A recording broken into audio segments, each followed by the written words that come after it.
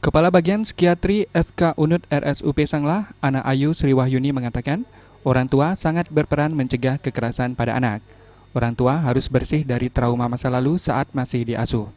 Orang tua juga harus paham bahwa setiap anak memiliki kepribadian yang berbeda, sehingga dalam menerima respon atau pesan akan berbeda dengan anak lainnya.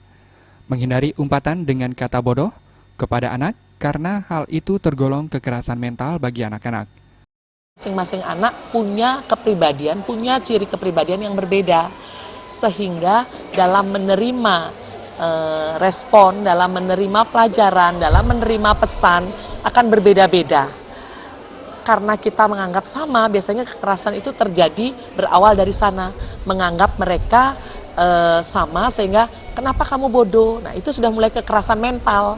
Kenapa kamu tidak bisa? Kenapa kamu gampang menangis dan lain sebagainya. Untuk itulah kekerasan itu dicegah pertama dan utama dari rumah, terutama dari kekerasan mental dulu. Jangan pernah anak dihina karena ketidakmampuannya oleh orang tua sendiri.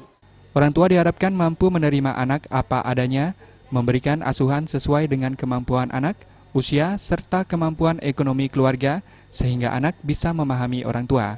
Dengan begitu, tidak akan terjadi kekerasan, baik kekerasan anak ataupun sebaliknya.